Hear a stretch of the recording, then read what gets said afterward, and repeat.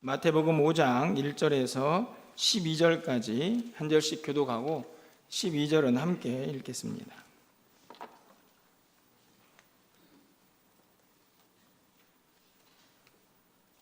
예수께서 무리를 보시고 산에 올라가 앉으시니 제자들이 나온지라. 입을 열어 가르쳐 이르시되 심령이 가난한 자는 복이 있나니 천국이 그들의 것이며, 애통하는 자는 복이 있나니 그들이 위로를 받을 것이며 온유한 자는 복이 있나니 그들이 땅을 기업으로 받을 것이며, 의에 줄이고 목마른 자는 복이 있나니 그들이 배부를 것이며 긍휼히 여기는 자는 복이 있나니 그들이 긍휼히 여김을 받을 것이며, 마음이 청결한 자는 복이 있나니 그들이 하나님을 볼 것이며 화평하게 하는 자는 복이 있나니 그들이 하나님의 아들이라 일컬음을 받을 것이며, 의를 위하여 박해를 받는 자는 복이 있나니 천국이 그들의 것임이라. 나로 말미암아 너희를 욕하고 박해하고 거짓으로 너희를 거슬러 모든 악한 말을 할 때에는 너희에게 복이 있나니 기뻐하고 즐거워하라. 하늘에서 너희의 상이 큼이라. 너희 전에 있던 선지자들도 이같이 박해하였느니라. 아멘. 할렐루야. 한번 같이 하겠습니다. 하나님 감사합니다. 하나님 사랑합니다. 56년 동안 하나님의 교회를 하나님이 인도하시고 지켜주심을 감사드립니다. 그동안 수많은 분들이 거쳐가기도 하고 또 그대로 해서 봉사하고 또 수고하신 분들이 또 많이 계시는데, 하나님께서 여러분의 노고와 또 헌신을 하나님이 기쁘게 받으실 줄로 믿습니다. 여러분의 자녀들을 통해서 하나님의 교회가 또 계속 성장하고 부흥하는 귀한 축복이 있기를 바랍니다. 또 교회가 잘 됨으로 여러분의 삶과 또 여러분의 후손들이 또 우리 사회와 교회와 또 나라가 또 부강하고 하나님께 더 크게 쓰임받는 귀한 영역들이 되기를 주 이름으로 축원합니다. 오늘 산상수훈 마태복음 5장과 6장과 7장은 산상수훈이라고 합니다. 한번 같이 따라하기죠. 산상수훈. 이 산상수훈이라는 말은 산 위에서 가장 보배로운 진주 같은 말씀을 하셨다고 해서 산상보훈이라 산상수훈이라고 합니다. 성경의 모든 말씀이 하나님의 말씀이라면 한 구절도 귀하지 않는 말씀이 없는 줄로 믿습니다. 여러분 하나님 말씀을 사랑하시고 또 하나님 말씀을 늘 가까이 하시기를 바랍니다. 여러분 말씀을 늘 좋아하시죠? 하나님 말씀을 늘 읽고 또 이 말씀을 내 삶에 적용해서 이 말씀 가운데 늘 성령의 충만한 열매 맺는 신앙생활이 꼭 되시기를 바랍니다. 예수님께서 1절 말씀 보면 무리를 보시고 산에 올라가 앉으시니 누구가 나왔다고요? 5장 1절에 제자들이 나온지라. 그럼 무리와 제자는 같을까요? 다를까요? 다르니까 따로 구분했겠죠. 무리와 제자.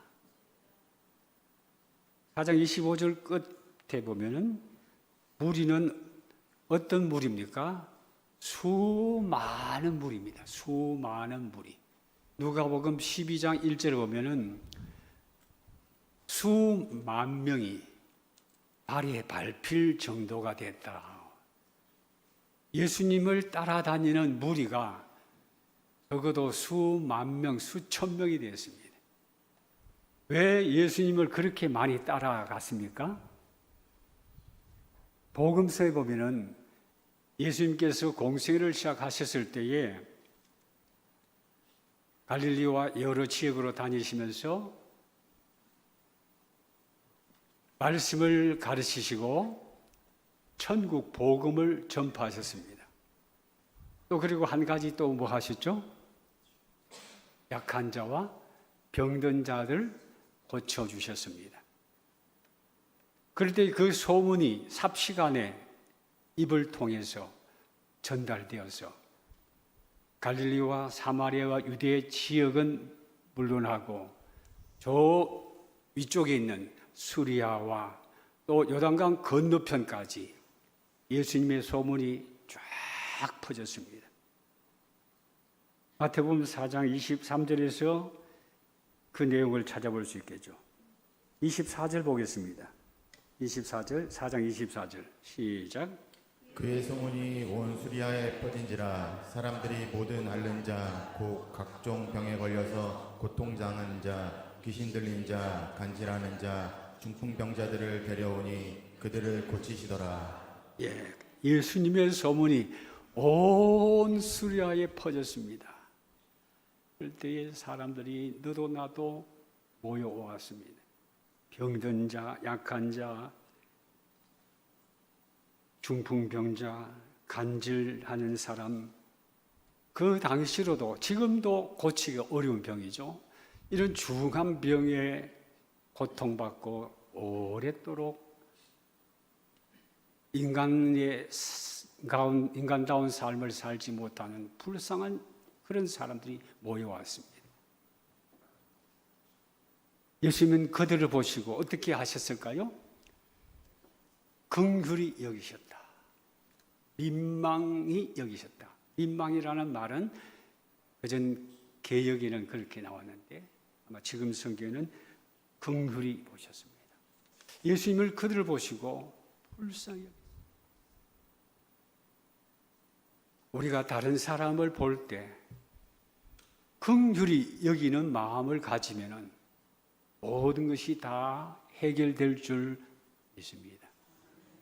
우리는 다른 사람을 볼 때에 안 된 마음으로 불쌍히 여기는 마음이 아니라 그 사람을 귀하게 여기고 그의 영혼을 소중하게 여겨서 긍휼히 여기고 또 그를 위하여 기도하고 축복해 주는 귀한 성도들이 되시기를 바랍니다.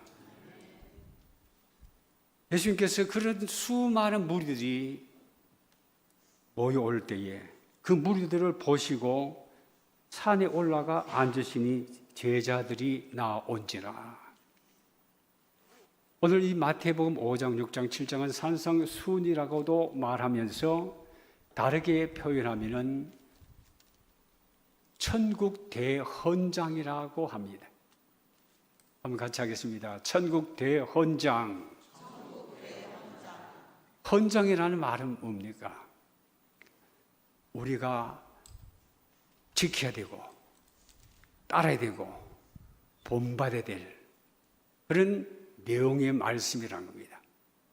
천국 하나님의 나라의 헌장이라. 그러므로 모든 하나님의 사람들은 이 산상수훈 천국의 헌장을 늘 기억하고 읽고 우리 마음에 간직해서 천국 시민으로서 이 헌장에 준한 삶을 살아가야 될 줄 믿습니다. 그러므로 이 말씀은 무리들에게 하신 말씀도 되지만은 주 대상은 제자들입니다. 이 무리는 제자도 될 수 있겠죠. 그러나 무리와 제자는 다릅니다. 무리는 수많은 다수가 되겠고 제자는 극히 소수입니다. 12제자 그리고 70제자. 나중에 사도행전에 보면은 120명 성도들이 모여서 마가 다락방에 모여 분부를 따라서 예루살렘을 떠나지 아니하고 뜨겁게 기도할 때 열흘 기도하고 있는데 오순절 날이 이르렀어. 저들이 성령의 충만함을 입게 됩니다. 그럴 때에 이 제자들이 복음을 증거하게 되죠. 나가서 주 예수를 믿어라. 그리하면 너와 네 집이 구원을 받는다. 너희가 이 십자가에 못 박은 예수가 바로 하나님이 약속하신 영원한 메시아요, 우리의 구원자임을 선포하게 됩니다. 그 전까지는 사람을 두려워했습니다. 당신이 말이야 예수라는 작자와 함께 있지 않느냐, 내 말소리가 그를 증명한다 할 때 수제자 베드로가 뭐라 그랬습니까? 절대로 그 사람을 모르요. 나는 예수라는 작자를 몰라요. 3번이나 부인하지 않았습니까? 그랬던 이 베드로, 또 제자들, 도망갔던 제자들, 비겁한 제자들, 그러나 오순절 성령의 충만함을 입게 될 때에 저들은 담대한 사람이 되었습니다. 목숨을 덜 두려워하지 않아요. 생명을 두려워하지 않아요. 죽음을 두려워하지 아니하고 복음을 증거하고 그 복음을 널리 전파했습니다. 주님의 분부를 순종한 거죠. 예루살렘과 유대와 사마리아와 땅 끝까지 이르러 내 무엇이 되라고요? 증인이 되라. 오늘 우리들도 역시 주님이 말씀하셨습니다. 내가 너희를 위하여 십자가에 못 박혀 죽었고 너희를 구원하기 위해서 구원의 사역, 구속 사역을 다 이루었고 너희들을 하나님의 자녀로 삼았기 때문에 나도 너희들을 세상으로 보내노라. 예수님께서 제자를 부르신 이유가 있습니다. 오늘 짧은 시간에 다 설명드릴 수 없습니다만은 그러나 핵심적인 내용은 하나님께서 아브라함에게 언약하신 그 언약의 흐름이 계속 신구약을 통해서 이어지는 겁니다. 그럼 우리가 성경을 읽을 때에 성경에 맥이 있습니다. 산맥이라요. 산맥, 태백 산맥, 뭐 무슨 산맥, 그처럼 우리 몸에도 맥이 있죠. 한의사가 뭘 짚습니까? 맥을 짚지 않습니까? 여러분 맥을 한번 짚어보십시오. 내가 건강한가? 피가 뛰고 있나? 동맥과 정맥 막히지 않아야 되죠. 여러분이 모두가 건강하시기를 바랍니다. 하나님의 은혜로 막힘이 없고 또 어려움이 없이 고통스러운 일이 없이 아픈 분들도 하나님의 능력으로 건강하시기를 축원합니다. 이렇게 참으로 하나님의 은혜를 입은 제자들에게 예수님은 이 산상수훈을 말씀하시는 거죠.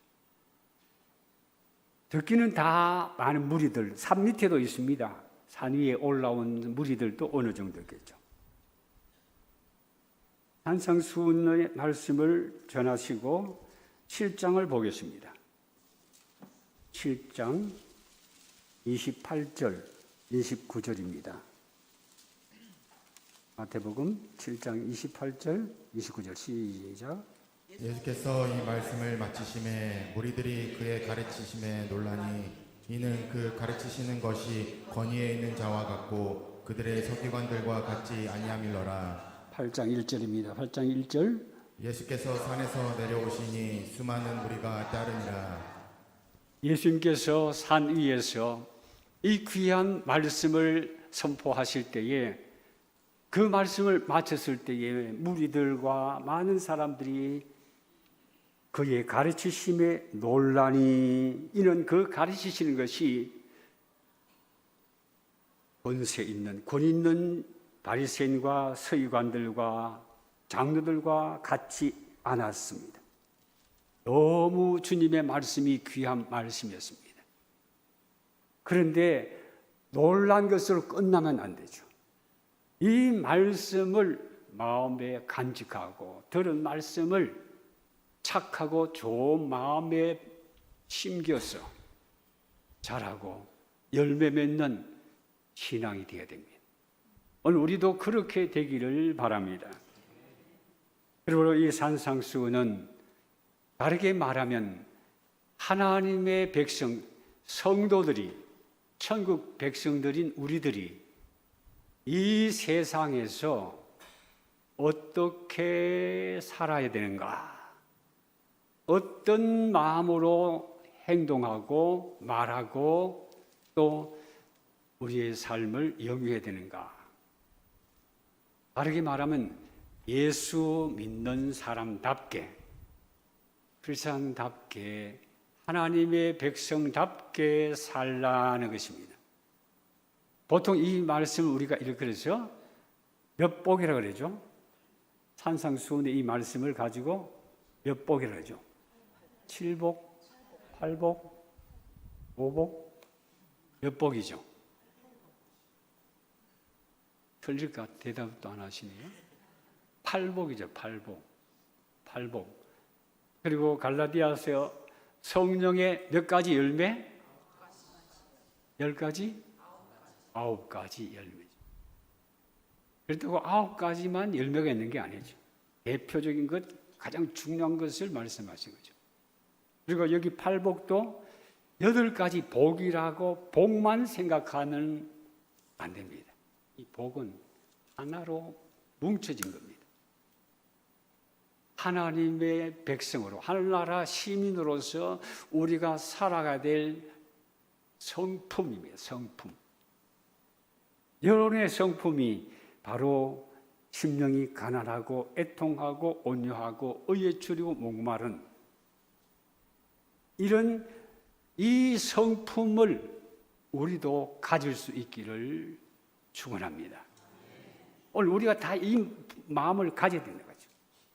제자라면, 예수님의 제자라면 이 성품을 가져야 되는 거예요. 우리가 성질이 더럽습니까? 좋습니까? 내 성질 한번 생각해 보시죠. 여러분 성질이 좋습니까? 착합니까? 손을 들까요? 내 성품은, 내 성질은 좋은 것도 있고요, 안 좋은 것도 있죠. 그렇죠? 내가 생각해 봐도 나같이 못된 놈이 어딨냐. 나쁜 마음을 갖고 있고, 악한 마음.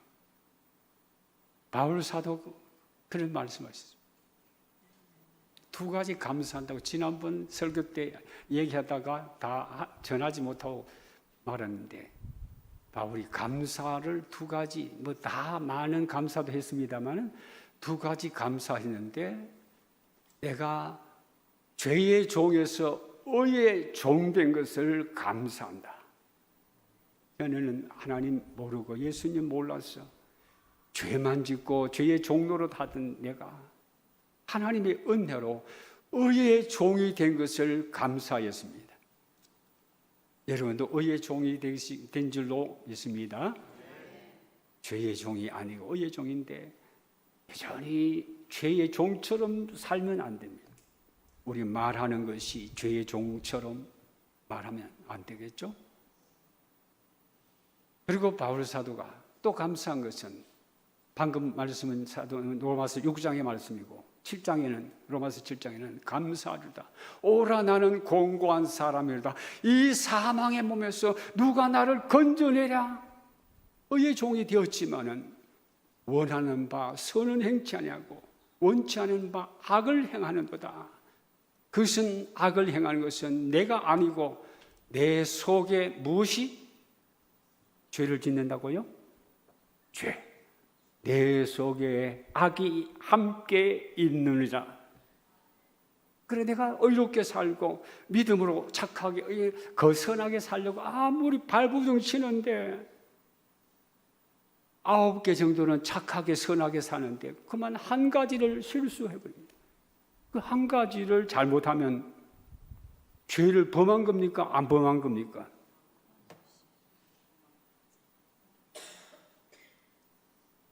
대답을 안 하시는데. 근데 우리가 늘 매일같이 어떤 때는 작심하고 오늘은 선하게 착하게 믿음으로 살자 다짐하고 기도하고 그러지만 또 살다 보면 또 실수하고 또 남 험담하고 또 죄를 지을 때가 있지 않습니까? 그럴 때마다 우리는 하나님, 내가 부족해서 그렇습니다. 하나님 용서해 달라고 그렇게 기도할 뿐만 아니라 이 죄를 범하게 한 것은 무엇인가? 내 속에 있는 악이라는 죄라는 겁니다. 그러면 이 죄를 날마다 쳐서 복종시켜야 돼요. 우리의 육은 늘 죄를 지어라.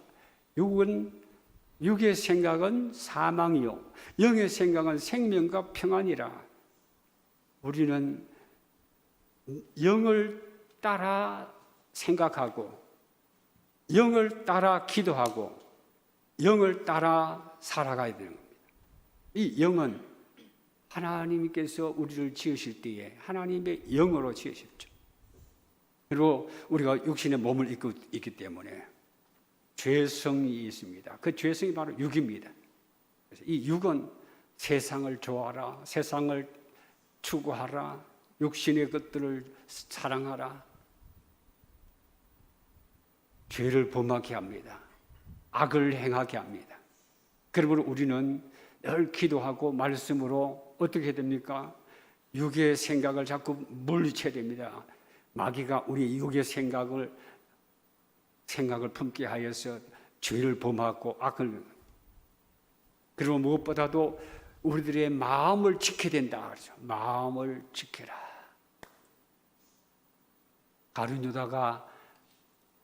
가룟유다의 마음에 예수를 팔려는 생각을 집어 넣었습니다.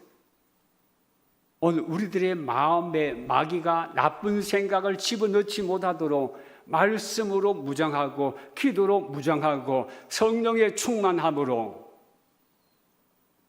사탄의 모든 계교를 시험을 물리칠 수 있는 신앙의 대장부들이 다 되시기를 바랍니다.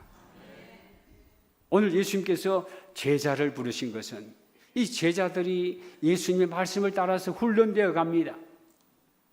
오늘 교회에서 제자 훈련, 저도 목회할 때에 제자 훈련을 시켰습니다.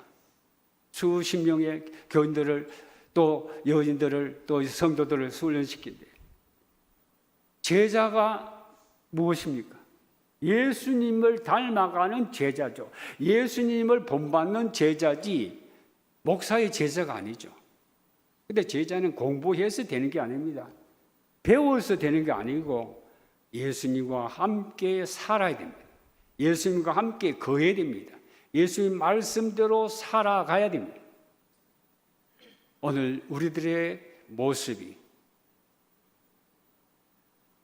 예수님을 닮아가는 진정한 제자가 될 수 있도록 날마다 기도하시고 말씀으로 무장하시고 성령으로 충만하시기를 축원합니다. 그리고 제자들이 3년 동안, 3년이라는 기간 동안에 훈련을 받았지 않습니까? 훈련받고 교육받고 양육을 받았습니다. 예수님과 함께 거하였습니다. 그래서 예수님이 12제자를 한 사람 한 사람 부르셨죠. 왜냐하면 나 자신과 함께 거하시고 그리고 하나님의 능력을 입고 나가서 복음을 전하도록 제자를 삼으셨습니다. 그리고 예수님의 마음은 수많은 무리들도 다 예수님의 제자로 삼고 싶지만은 그러나 그 무리들은 주로 무엇에 관심이 있느냐? 아까 말씀드린 것처럼 육신의 떡에 관심이 있습니다. 먹고 배부름을 원하는 사람들이 있습니다. 그래서 예수님께서 그 무리들에게 예수님께서 말씀하셨습니다. 너희가 나를 따르는 것은 표적을 본 것이 아니라 떡을 먹고 배부른 까닭이라. 병든 자가 낫고 치유받고 내 어려운 문제가 해결되기 때문에 그것 때문에 주님을 따라오는 것이지 내 이익을 위해서 내 자신의 어떤 명예와 인기와 어떤 인간적인 목적 때문에 따라오는 것이지 진정으로 주님을 섬기고 주님을 닮고 내 모든 것을 다 포기하고 복음을 전하는 제자가 되기 위해서 주님을 따르는 사람은 별로 없었다는 것입니다. 오늘 3년 동안 훈련시켜도 그들이 완전한 제자로 자라지 못했습니다. 예수님이 부활하신 후에 말씀하십니다.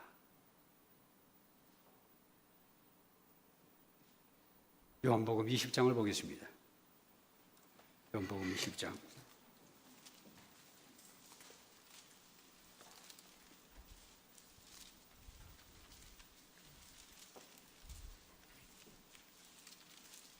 요한복음 20장 21절 봅니다. 21절에서 23절까지 시작. 예수께서 또 이르시되 너희에게 평강이 있을지어다. 아버지께서 나를 보내신 것 같이 나도 너희를 보내노라. 이 말씀을 하시고 그들을 향하사 숨을 내쉬며 이르시되 성령을 받으라. 너희가 누구의 죄든지 사하면 사하여질 것이요 누구의 죄든지 그대로 두면 그대로 있으리라 하시니라. 아멘. 아버지께서 부활하신 후에 처음 제자를 찾아가셨죠. 문을 열지 않았는데 예수님이 안으로 들어오셨습니다. 너희에게 평강이 있을지어다. 오늘 이 자리에 오신 여러분들이 늘 평강 가운데 거하실 수 있기를 축원합니다. 주님의 평강이 여러분의 마음과 심령과 여러분의 삶과 여러분의 가정에 또 오늘 교회와 오늘 이 나라에 주님의 진정한 평강이 넘치기를 축복합니다.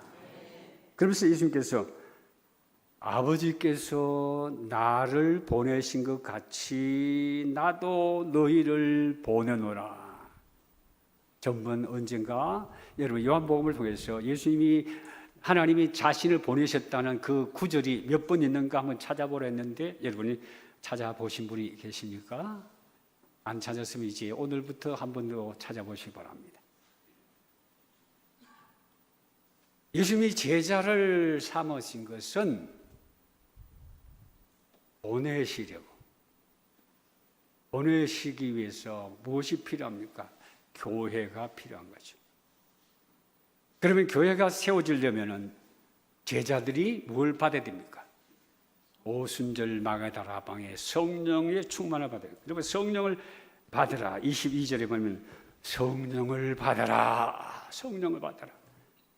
심령이 가난하고 애통하고 온유하고 의에 줄이고 목마르고 하는 이런 심령, 이런 성품이 되려면은 성령의 열매를 맺으려면 성령을 충만하게 받아야 돼요. 날마다 성령을 받아야 돼요. 오늘 우리가 모두가 성령의 충만을 받아서 우리의 마음이 천국의 하늘나라 백성의 그 성품, 바로 이 하나님의 성품입니다. 예수님의 성품이 우리의 성품이 될 수 있기를 바랍니다. 아까 그런 말했죠. 성질이 더럽지 않으니까. 성질 좀 나쁜 사람하고 성깔이 있네. 성깔이 다르죠. 여러분 성깔이 죽으시기를 바랍니다. 아멘. 별로.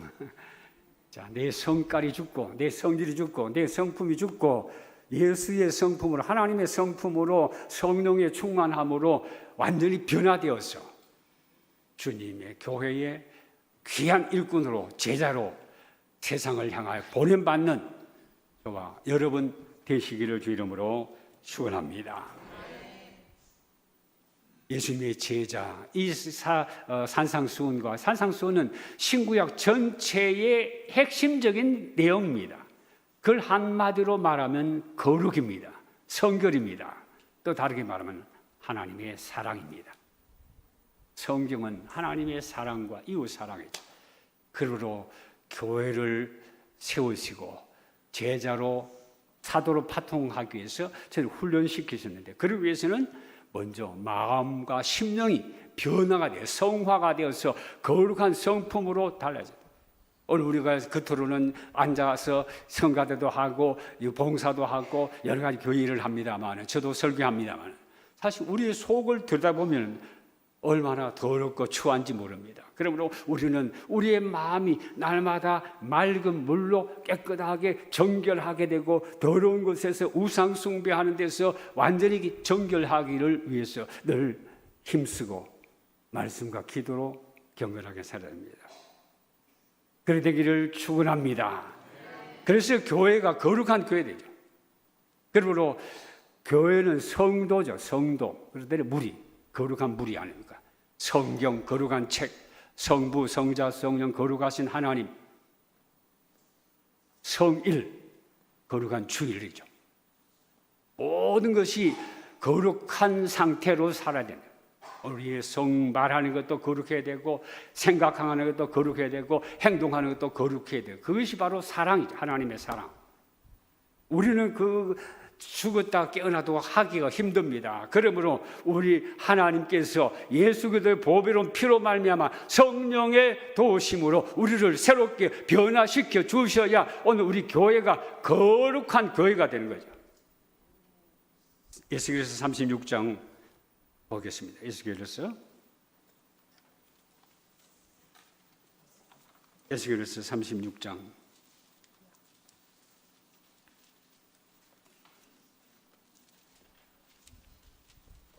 25절입니다. 저도 새 성경을 가지고 왔기 때문에 조금 잡기가 그러네요. 에스겔서 36장 구약 성경 1208페이지. 자기 성경 꼭 갖고 다니십시오. 자기 성경. 성경을 꼭 갖고 편리하게 교회 거 갖다가 쓰고 아니면 그냥 스마트폰 갖고 하지 마시고 여러분 꼭 성경을 갖고 다니시기 바랍니다. 에스겔서 36장 25절부터 읽습니다. 시작. 맑은 물을 너희에게 뿌려서 너희로 정결하게 하되 곧 너희 모든 더러운 것에서와 모든 우상 숭배에서 너희를 정결하게 할 것이며 26절 27절 또 새 영을 너희 속에 두고 새 마음을 너희에게 주되 너희 육신에서 굳은 마음을 제거하고 부드러운 마음을 줄 것이며 또 내 영을 너희 속에 두어 너희로 내 율례를 행하게 하리니 너희가 내 규례를 지켜 행할지라. 예. 맑은 물을 너희에게 뿌려서 이 맑은 물은 예수님 그리스도의 보배로 피를 의미할 수 있겠죠. 정결하게 모든 더러운 것에서 모든 우상 숭배에서 너희를 정결하게 할 것이며 우상 숭배는 나 자신도 우상이 될 수 있습니다. 자신 스스로 자자 우리 몸을 말합니다만 자신할 때 스스로 신으로 만들 수 있습니다. 내 명예와 내 인기와 내 자랑과 세상 부귀, 영화, 성공, 형통, 육신의 목적을 말하기 위한 이것은 우상입니다. 탐심입니다. 새 영을 너희에게 소, 새 마음을 너희에게 주고 너 육신에서 굳은 마음을 제거하고 부드러운 마음을 주고 오늘 우리들이 새 마음과 부드러운 마음을 가질 수 있기를 바랍니다. 새 영이 부어져서 새 영, 더러운 영, 범죄한 영, 악한 영이 아니라 그리고 27절 내 영을 너희 속에 이 영은 앞에 26절은 새 영은 우리의 새로운 마음을 말할 수 있겠고 27절 내 영은 성령을 하나님의 영을 말합니다. 말씀의 영이 있어야 우리가 순종하고 말씀대로 살아갈 수 있다는 거죠. 오늘 우리 모두가 이렇게 되어서 하나님 앞에 거룩한 교회, 거룩한 무리, 백성으로 나가서 세상에 빛이 되고 어두운 세상을 밝히는 소금이 되고 빛이 되는 귀한 축복이기를 축복합니다. 오늘 짧은 시간에 더 말씀을 드리고 그렇습니다마는 제자는 어떤 삶이야? 제자 우리는 그냥 자기 이익을 위해서 자기 편리를 필요를 따라서 예수님을 따라하냐고 필요하지 않으면 예수님을 밀쳐서 동네에 산 언덕에 동네가 세워졌는데 누가 본 사제 보면 예수님을 미워가지고 밀쳐서 낭떠러에 떨어져 죽이려고 하였습니다. 그럼 나중에는 어떻게 했습니까?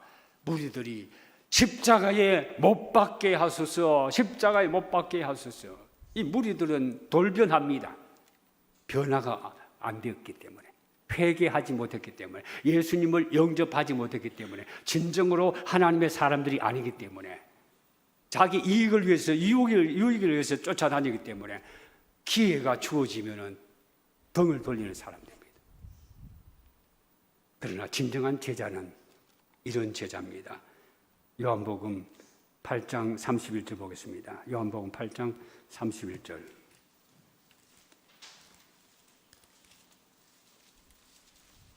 요한복음 8장 31절입니다. 시작. 그러므로 예수께서 자기를 믿는 유대인들에게 이르시되 너희가 내 말에 거하면 참으로 내 제자가 되고 너희가 내 말에 거하면 참으로 내 제자가 되고.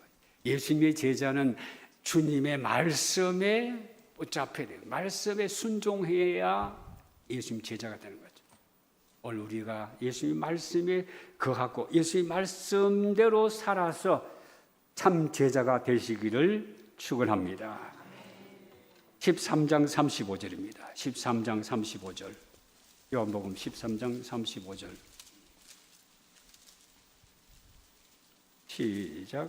너희가 서로 사랑하면 이로써 모든 사람이 너희가 내 제자인 줄 알리라. 너희가 서로 사랑하면 모든 사람이 너희가 내 제자인 줄 알리라. 우리 교회가 사랑으로 하나 되고 서로 사랑하고 서로 섬기고 서로 참으로 기도해주는 진정한 제자들이 되시기를 이름으로 축원합니다.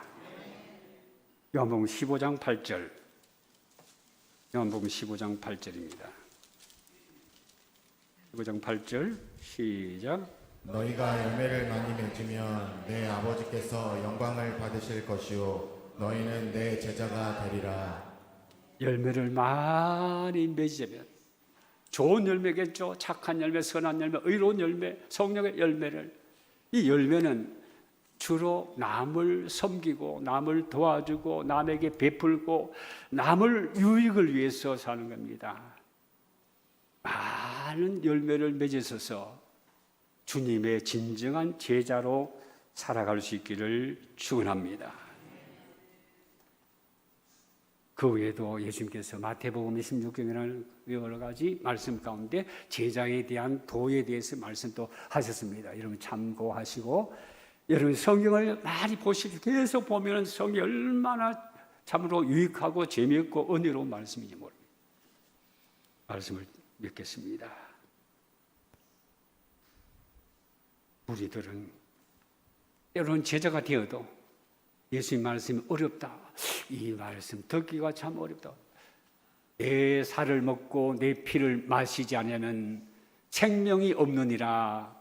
예수님께서 그런 말씀을 하실 때에 제자들이 뭐라 합니까? 진짜 제자는 아니겠죠. 가짜 제자들이 이 말씀은 어렵도다. 그래서 누가 알아듣겠느냐? 말씀을 비평합니다. 말씀을 투덜댑니다. 말씀을 부정합니다. 그러면서 어떻게 했습니까? 하나하나씩 다 떠나가 버립니다. 그래서 예수님께서 제자들에게 말씀하십니다. 너희도 가리느냐? 아닙니다. 영생의 말씀이 계시오매 우리가 주님을 따르겠습니다. 우리 멸관 교회가 이런 교회가 되시고 이런 제자들이 모인 제자들은 3년밖에 훈련 안 받았습니다. 우리는 적어도 아마 10년, 20년, 30년, 50년 이상 되신 분도 있죠. 제가 우리 교회 처음 개척하실 때 56년 전이죠. 그때 제가 대학생이었거든요. 여기 이대 입구 그 신촌 쪽에 살다가 사는데 주일날마다 이제 도로 아버지 도로 왔습니다. 벌써 56년의 세월이 지나니까 이제 저도 노인 축에 들었는데 축이 아니죠. 이제 나이가 많아졌죠. 여러분도 젊은 시절 있지 않았습니까? 그런데 나이가 이렇게 많아졌죠. 오늘 교회 얘기를 해야 되는데 시간이 30분이 됐으니까 마쳐야 되겠는데 그때 이 황무지 같은 이 땅에 개척 교회를 시작하셨죠. 조그만 교회 한 50여 평 채 못 되는 땅을 사서 교회를 이제 모금을 하고 이렇게 해서 교회를 지었습니다. 그때 신촌 2대 입구에 있는 신현교회에서 거기 다니시던 분들이 우리 교회에 나오신 분들이 이제 장무기옥 김하수 권사님인데 그때는 젊은 청년이었겠고 또 세대기였겠죠. 신현교회 전도회에서 남전도회에서 제가 들은 바로는 47만 원을 그 당시 아버지가 거기에 전도사로 있다가 그리고 또 퇴직했다가 명예장로로 한 1년 있다가 다시 이제 이쪽으로 전도 개척하러 오셨죠. 원래 아버지는 일대 원로 목사님은 만으로 35살에 장로가 되셨습니다. 대구 사월교회 장로가 됐습니다. 이번에 아마 직분자를 선출할 텐데 그러니까 30대가 돼도 장로가 될 수 있거든요. 앞으로 우리 교회 장로님들이 많이 배출되고 권사님들, 집사님들이 많이 배출되어서 우리 교회가 점점 확장되고 구원의 수가 많아지고 교회가 더 성장하는 그래서 하나님 나라가 더 확장되는 이런 축복이 있기를 바랍니다. 여러분 땀 흘려 수고하시는데 계속해서 기도하시고 또 봉사하셔서 앞으로 우리의 후손들이 대를 이어갈 수 있기를 바랍니다. 47만 원을 가지고 교회 이제 건축을 하려고 하는데 조그만 업자겠죠. 개인 업자가 47만 원을 받아가지고 공사를 해야 될까 양반이 먹고 튀어버렸어요. 도망을 가버렸어요. 그 당시 47만 원은 큰 돈입니다. 지금 47만 원 그래도 좀 큰 돈인데 여러분 47만 원 정도 뭐 헌금 뭐 수시로 막 하면 좋겠어요. 그렇게 하십시오. 100만 원 정도 헌금하는 거 쉽게 생각하시죠. 그래서 신흥교회 다시 얘기해가지고 47만 원을 다시 빌렸답니다.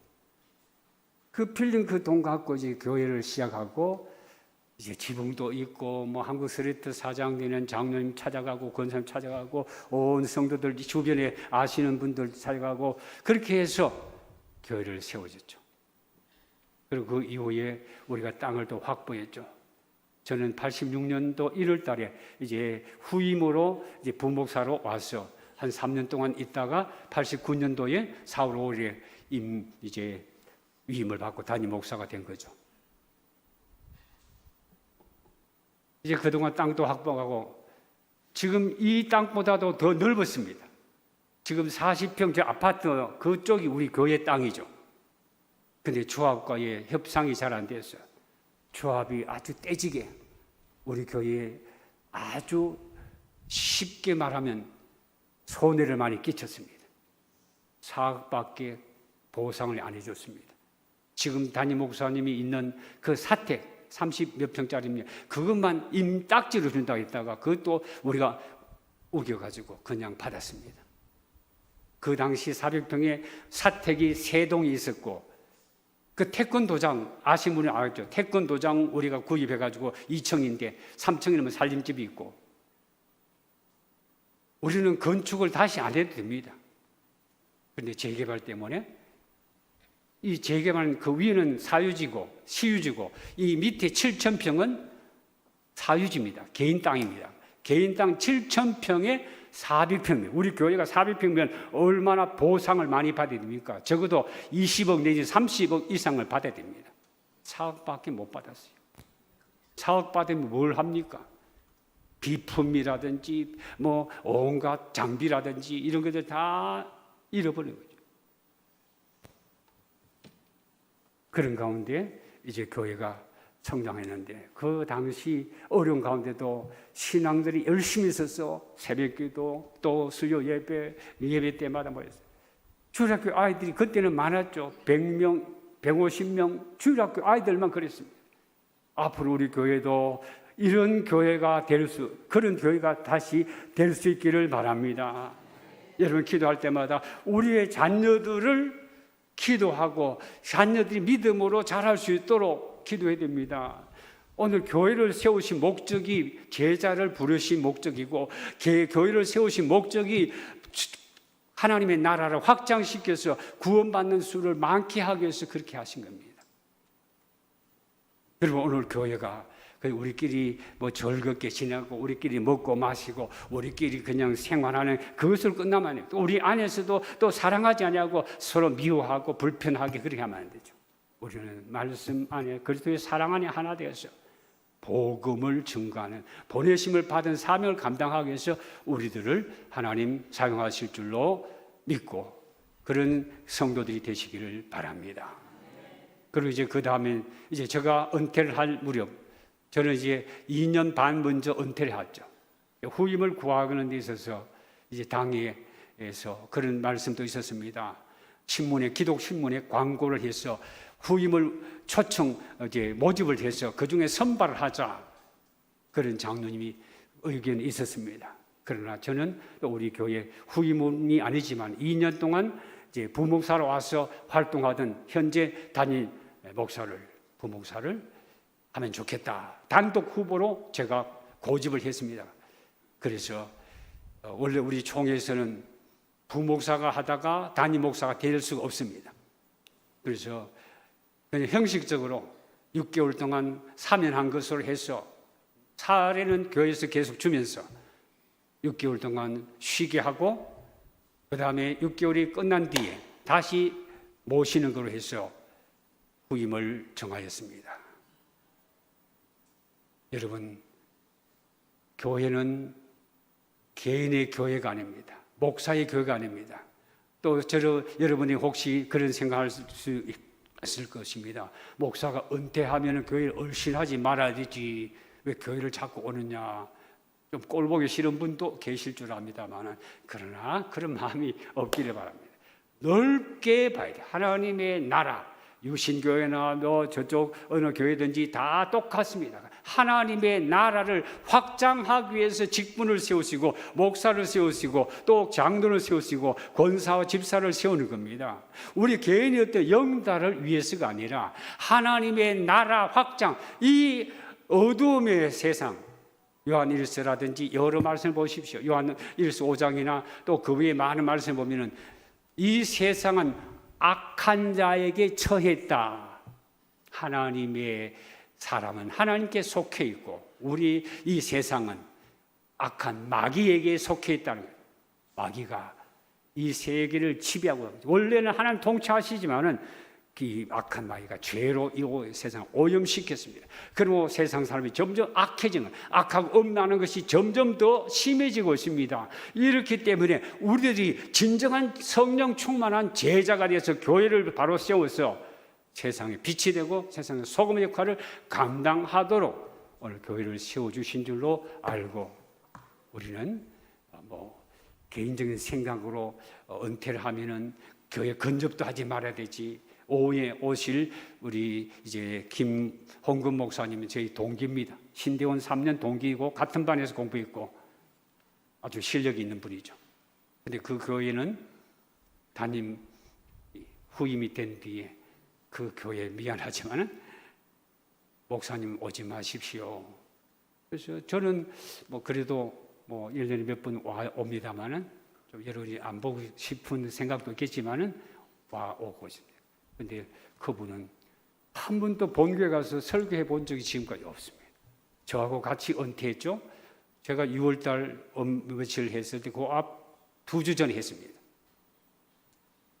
여러분이 앞장서서 일했던 은퇴자들, 장로님이나 권사님이나 집사님들을 귀하게 보시고 존중하고 천대하고 멸시하고 이제는 쓸모없다 그렇게 생각하지 마시고, 우리가 한 마음으로 젊은이나 어린아이나 노인이나 어른이나 할 것 없이 모두가 남녀노소가 하나님의 나라 위에서 우리가 부름받고 제자가 되어서 온전한 제자로서 세상을 변화시키는 그 일을 위해서 교회가 세워졌다는 것을 아시고 다시 한번 새로운 교회가 되도록 1년 동안 열심히 전도하시고 기도하시고 성령 충만해서 우리 교회가, 우리 담임 목사님 비롯해서 온 교우들이 성령 충만한 진정한 제자로서 하나님께 영광을 돌릴 수 있는 아름다운 멸류관 교회가 되시기를 주 이름으로 축원합니다.